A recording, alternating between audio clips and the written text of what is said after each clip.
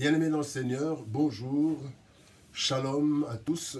Nous nous retrouvons ce dimanche 24 mai 2020, le 10e dimanche sans culte public, 10e dimanche dans l'état d'urgence, cette situation qui dure et perdure, mais nous savons que quelle que soit la durée de la nuit, le jour finira par paraître et nous allons reprendre nos cultes publics pour la communion fraternelle. Et même si nous sommes dans une situation de confinement, parfois obligatoire, parfois libre, mais nous devons savoir que l'Esprit de Dieu n'a jamais été confiné et que la parole de Dieu non plus ne sera jamais confinée. On ne pourra jamais demander à la parole de Dieu de ne pas traverser les frontières. Les frontières sont fermées, mais la parole de Dieu, elle continue, elle va jusqu'aux extrémités de la terre. Et ce matin, par la grâce de Dieu, nous voulons lire un texte et partager la parole de Dieu qui se trouve dans le livre de Paul aux Romains, Romains chapitre 8, versets 35 à 37. Romains chapitre 8, versets 35 à 37. Romains 8, 35 à 37. Qui nous séparera de l'amour de Christ? Sera-ce la tribulation, ou l'angoisse, ou la persécution, ou la faim, ou la nudité, ou le péril, ou l'épée? Selon qu'il est écrit, c'est à cause de toi qu'on nous met à mort tout le jour, qu'on nous regarde comme des brebis destinées à la boucherie. Mais dans toutes ces choses, nous sommes plus que vainqueurs par celui qui nous a aimés. Je reprends le verset 37. Mais dans toutes ces choses, nous sommes plus que vainqueurs par celui qui nous a aimés. Prions le Seigneur. Éternel Père de gloire, Dieu Tout-Puissant, nous voici devant toi. Nous venons te recommander, Seigneur, nos vies, nos cœurs, et te recommandons cette parole éternelle que nous allons partager ce matin.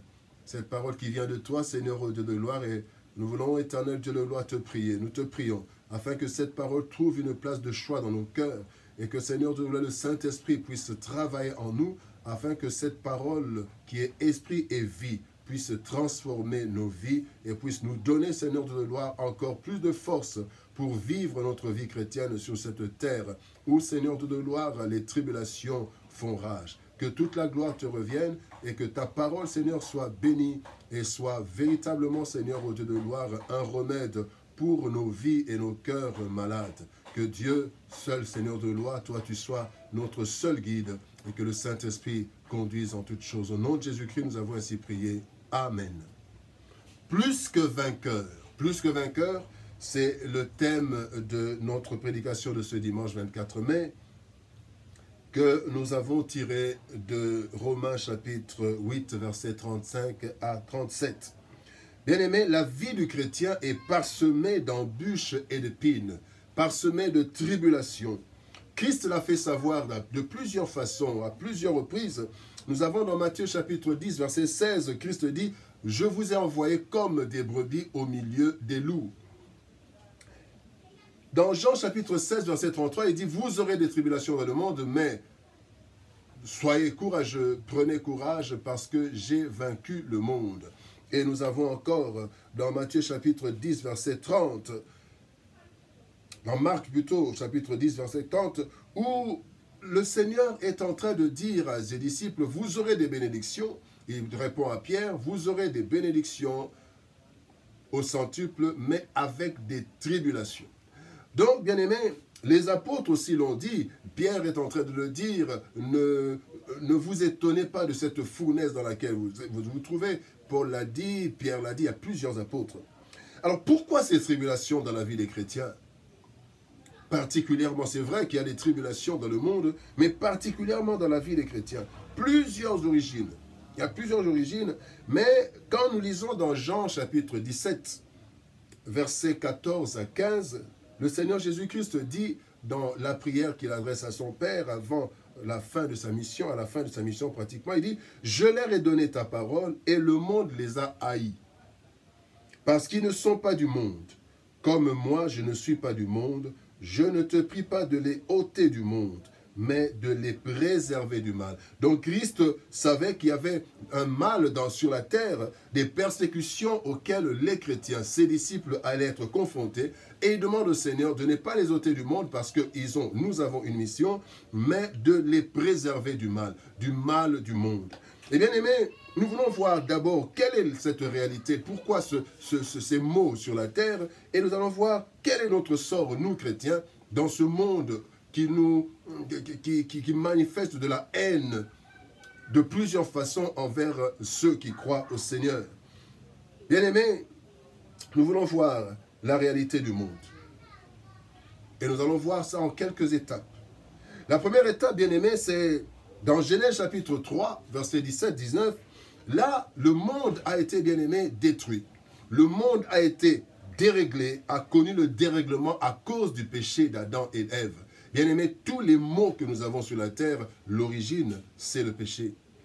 Et après le péché, dans Genèse chapitre 3, versets 17 à 19, le Seigneur dit ceci à Abraham, à Adam plutôt, et à Ève. Il dit à l'homme, puisque tu as écouté la voix de la femme et que tu as mangé de l'arbre au sujet duquel je t'avais donné cet ordre, tu n'en mangeras point. 1. Le sol sera maudit. Le sol a été maudit à cause du péché et il y a beaucoup de tribulations. À cause de toi, le sol sera maudit. 2. C'est à force de peine que tu en tireras ta nourriture tous les jours de ta vie. C'est à force de peine que nous tirerons la nourriture. Et troisième chose, la terre produira des épines et des ronces. Et il dit aussi, c'est à la sueur de ton visage que tu mangeras du pain jusqu'à ce que tu retournes dans la terre d'où tu as été pris. Donc bien aimé, le péché d'Adam et d'Ève a déréglé le système mondial.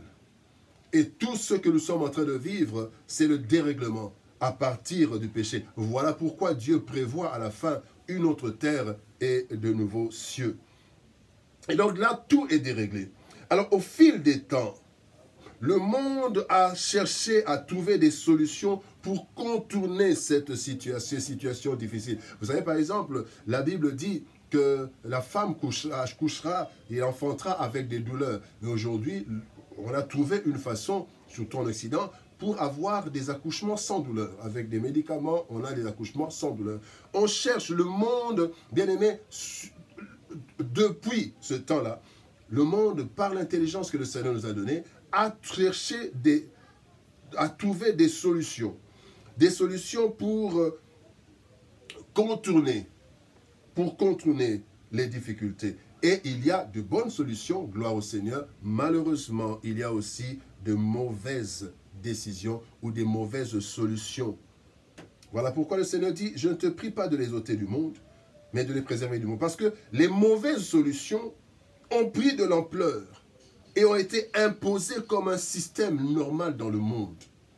Bien-aimés, quand nous voyons ce système, bien-aimés, nous voyons l'ivresse, nous voyons le dérèglement sexuel, la corruption, les vols, les assassinats, les drogues, et tout cela, vous allez trouver que ces personnes-là prennent ces choses comme résolution d'un problème. Quelqu'un qui a des problèmes, qui a des préoccupations, il se dit, il va aller se détendre. Se détendre, il va essayer de noyer son souci, ou ça dans un verre de bière, dans un verre d'alcool, et d'autres pour se défouler, parce que ça ne va pas avec sa femme à la maison, il va se défouler dans l'adultère, parce qu'il a des désirs. Or, la Bible dit, à cause des désirs, qu'est-ce qu'il y a? Il y a le mariage. Mais comme on n'a pas encore trouvé le mariage, le monde a trouvé de la fornication, le monde a trouvé la prostitution, et certains veulent trouver une solution à leurs problèmes de libido, et d'autres trouvent une solution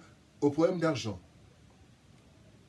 Et donc, toutes ces choses, tous ces dérèglements, ce sont des solutions que le monde a placées afin que nous puissions contourner les difficultés. Il n'y a pas assez d'argent. Pour arrondir les bouts du mois, qu'est-ce qu'on fait? On se laisse corrompre. Et pour avoir des facilités, qu'est-ce qu'on fait? On corrompt. Et tout cela, ce sont des solutions que le monde a trouvées et ces solutions se sont imposées. Ces solutions se sont imposées sur la terre.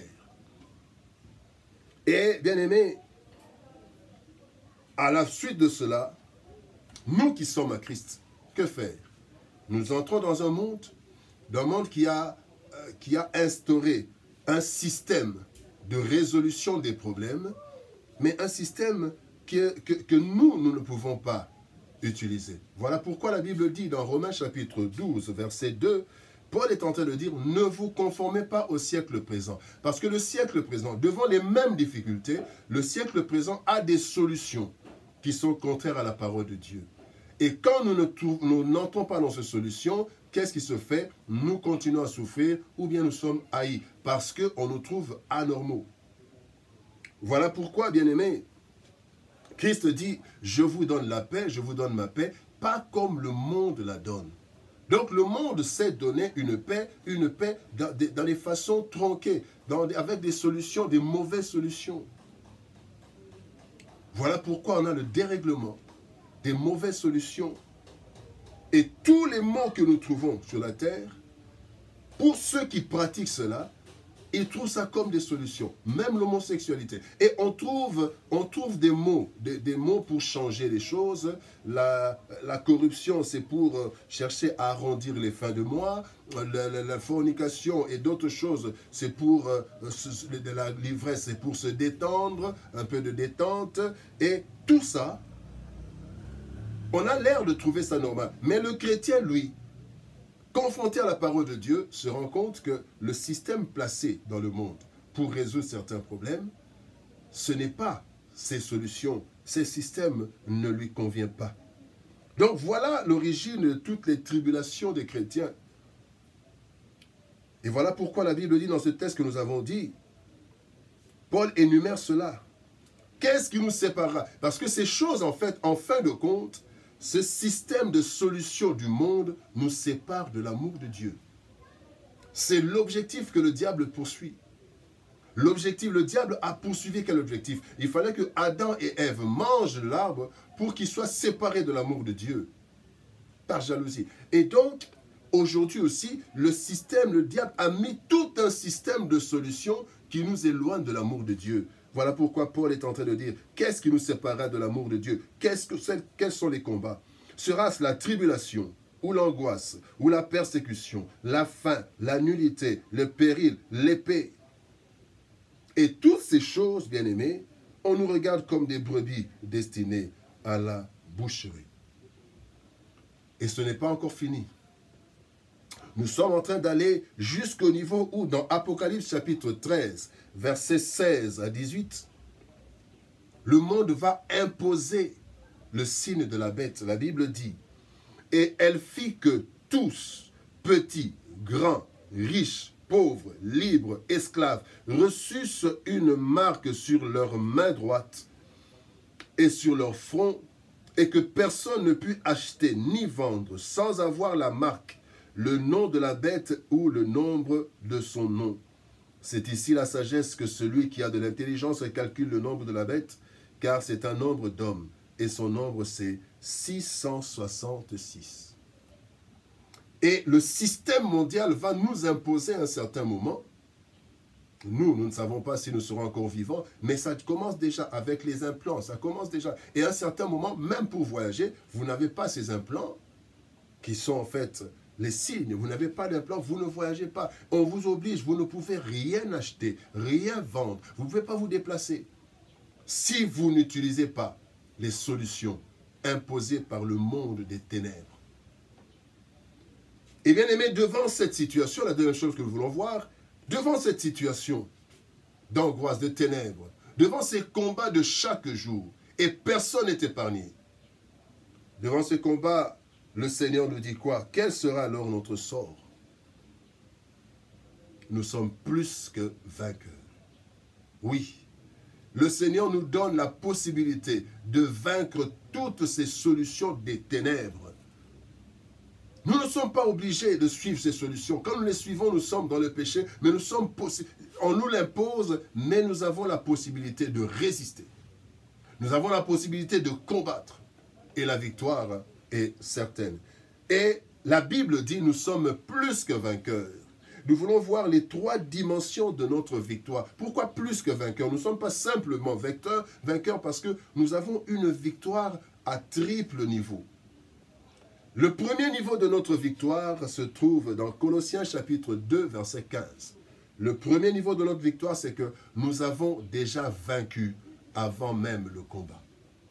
Avant même qu'il y ait des tribulations, en Christ, nous avons déjà vaincu. La Bible nous dit, Colossiens chapitre 2, verset 15, nous avons déjà, il a dépouillé les dominations et les autorités et les a livrées publiquement en spectacle en triomphant d'elles par la croix. Quand Christ a dit à la croix, tout est accompli, bien-aimé, il avait accompli notre victoire. Et donc, le premier degré de notre victoire, nous l'avons avant même le combat. C'est comme ça que nous avons l'habitude de dire que nous ne combattons pas pour la victoire, mais nous combattons dans la victoire. Nous avons déjà la victoire à la croix. Donc nous sommes déjà vainqueurs de nos ennemis, nous sommes vainqueurs du diable, nous sommes vainqueurs. Avant même le combat, avant la tentation, nous avons déjà vaincu. Et nous avons comme des matchs en différé. Donc la victoire, pour le premier niveau de notre victoire, c'est à la croix de Golgotha. C'est là que nous avons le premier niveau de victoire, quand Christ a dépouillé les dominations, les autorités, il les a publiquement livrées en spectacle en triomphant d'elles par la croix. C'est par la croix que nous avons notre victoire. Voilà pourquoi la croix doit être pour nous un sujet de louange, un sujet d'assurance, que devant n'importe quel combat, le premier niveau de ma victoire, je l'ai déjà acquis à Golgotha, en Jésus. Et le deuxième niveau, nous sommes plus que vainqueurs, déjà vainqueurs à Golgotha, et maintenant nous sommes aussi vainqueurs aujourd'hui, ici et maintenant. Pourquoi? Parce que Christ nous a donné tous les éléments pour vaincre ici sur la terre. Et il y a 3 niveaux. Il y a d'abord le combat.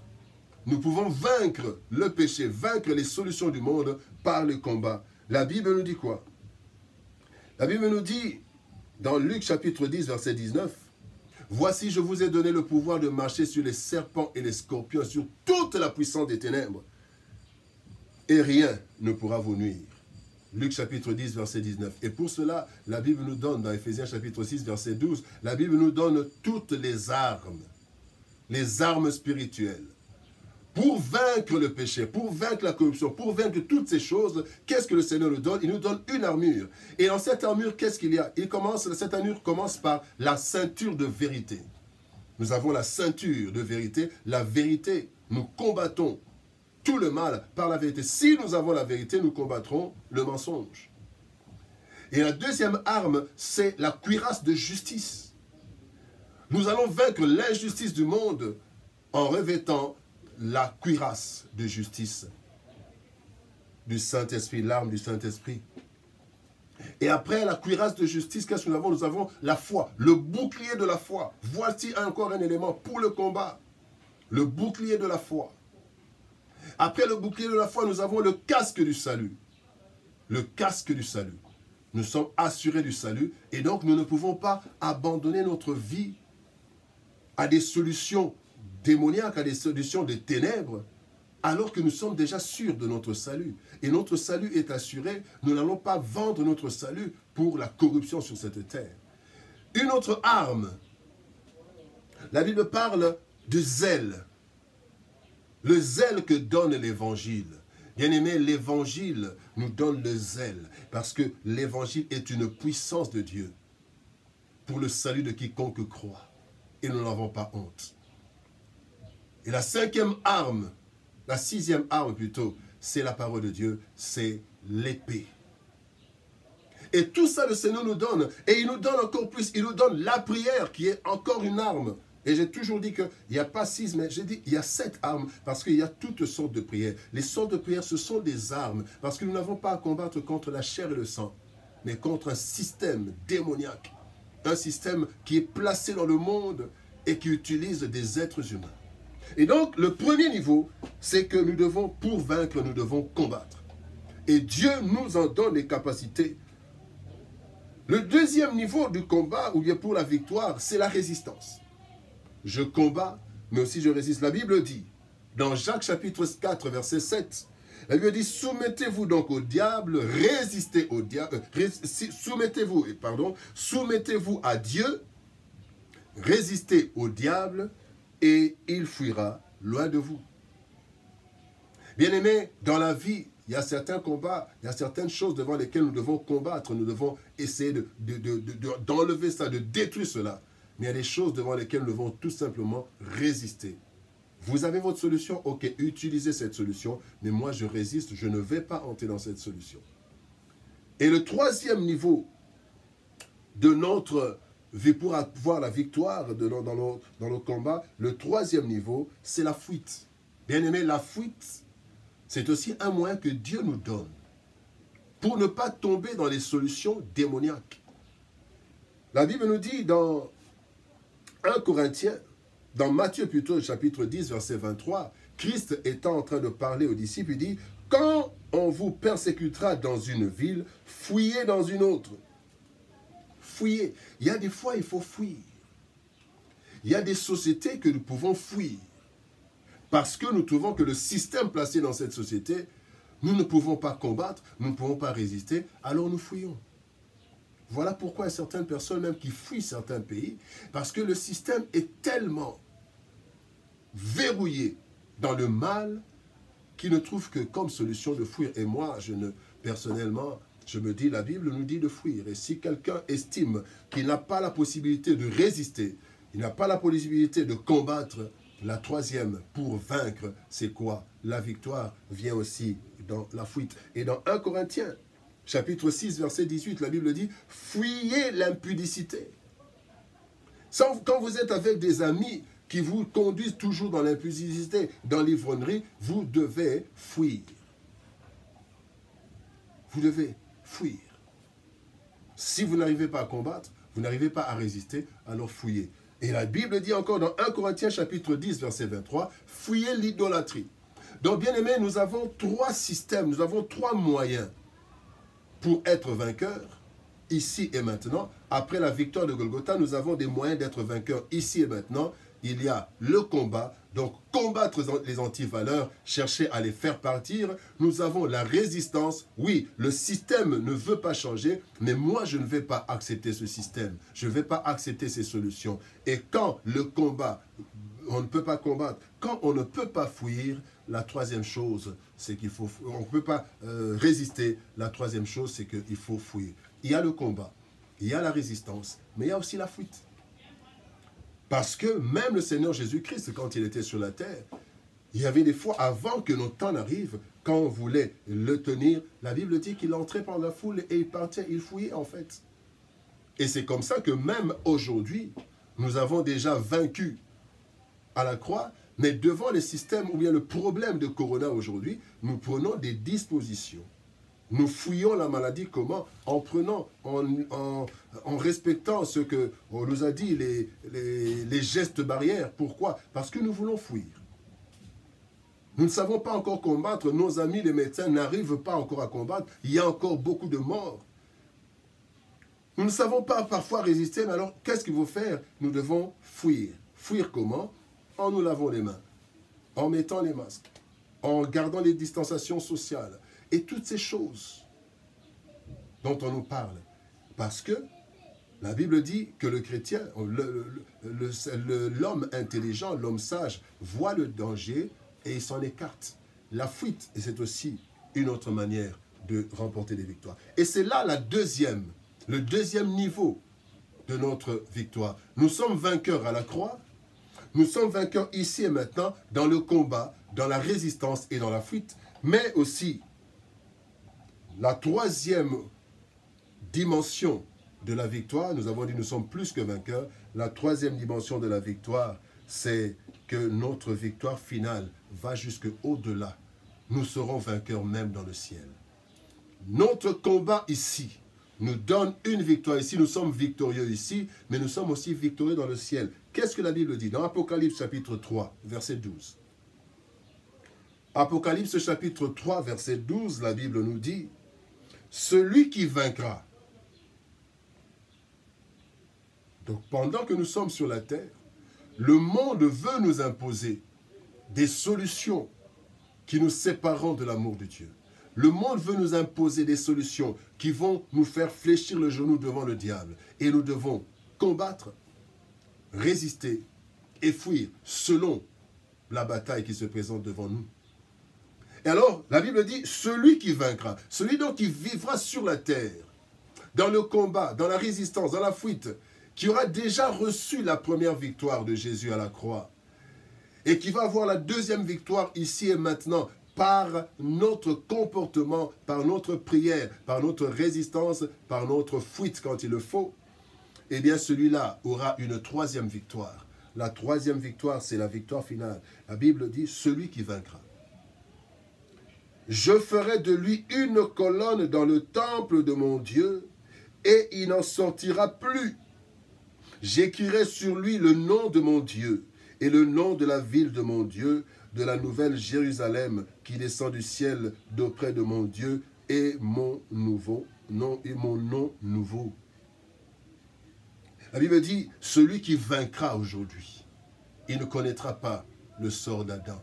Adam a reçu la grâce de Dieu, il a été créé par Dieu, il a été dans le jardin, mais on a fait sortir Adam du jardin. Mais celui qui va vaincre ici, ayant la victoire de Christ à la croix, ayant la victoire aujourd'hui, ici et maintenant, il obtient la troisième victoire.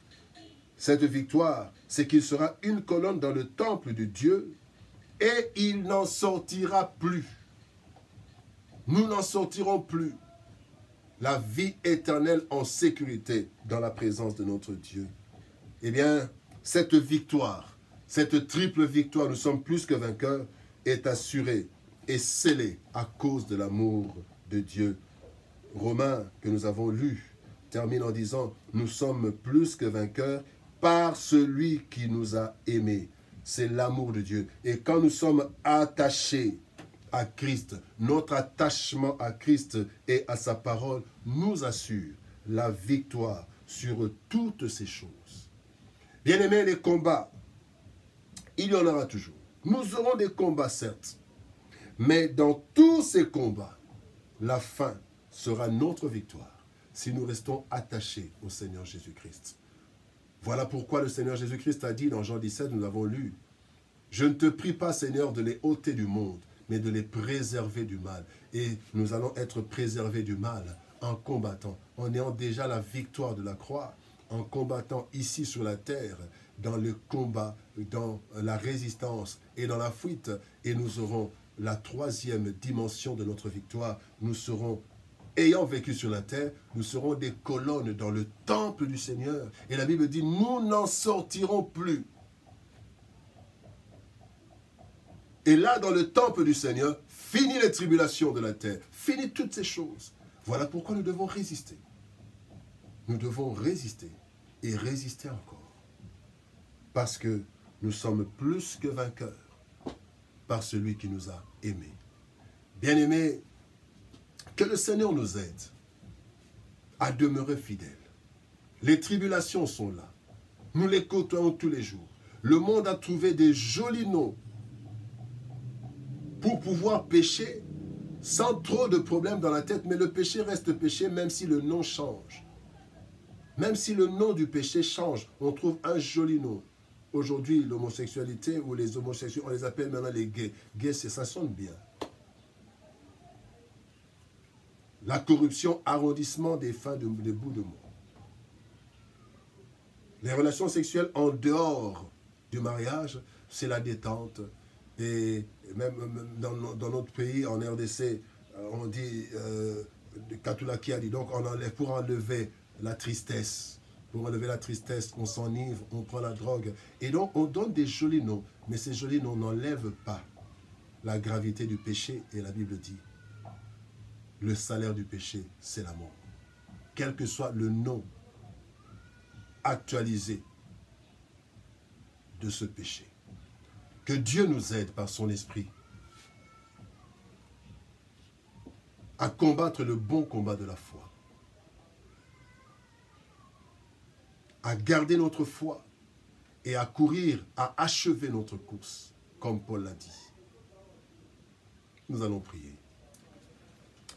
Éternel Père de gloire, Dieu Tout-Puissant, Nous sommes confrontés à des tribulations diverses, à des combats, Seigneur, ô Dieu de gloire, qui parfois, Seigneur, ô Dieu, semblent s'amplifier de plus en plus. Mais tu nous dis ce matin, Seigneur ô éternel, que dans toutes ces choses, nous sommes plus que vainqueurs. Rien ne nous séparera de ton amour. Et tu nous as donné les moyens de combattre et de vaincre sur la terre. Après avoir déjà, Seigneur, vaincu à Golgotha. Et en nous réservant, Seigneur, la victoire finale, quand nous serons dans le temple du Seigneur, là où nous n'en sortirons plus. Éternel Dieu de gloire, donne-nous la force, que le Saint-Esprit nous fortifie. Et pour ceux qui ne sont pas encore en toi, en Christ, Seigneur, interpelle-les. Que le Saint-Esprit les convainque du jugement, de la justice et du péché, afin que, ayant accepté Jésus-Christ, ils puissent avoir les 3 dimensions de victoire, ce qui nous fait des plus que vainqueurs, qui fait de nous des plus que vainqueurs. Seigneur, ô Dieu de gloire, nous te prions, dans le précieux et puissant nom de Jésus-Christ, notre Seigneur et Sauveur. Amen. Bien-aimés dans le Seigneur, nous sommes arrivés à la fin de notre programme, de notre prédication, la 10e prédication dominicale dans le temps où nous n'avons pas de culte public. Nous espérons que dans les dimanches qui viennent, nous allons reprendre nos cultes comme d'habitude. Nous bénissons chacun de nous au nom du Seigneur. Nous vous recommandons à la grâce de notre Seigneur, partout où nous sommes, que Dieu nous bénisse. Et nous vous fixons rendez-vous à partir déjà de demain. Vous savez que de lundi, pour ceux qui nous suivent dans cette page Pasteur Eugène Massa, de l'église Source Divine, de la 6e communauté des églises baptistes unies, dans l'ECC, l'église du Christ au Congo. Pour ceux qui nous suivent, donc du lundi au vendredi, nous avons les méditations journalières et le dimanche, nous avons la prédication dominicale. Et que Dieu nous prête vie afin que demain nous puissions encore nous retrouver pour commencer une nouvelle semaine. Que Dieu nous bénisse et à demain pour les méditations matinales, mais à dimanche prochain, dimanche 31, où nous parlerons du travail qui est très important sur notre terre. Que Dieu nous bénisse.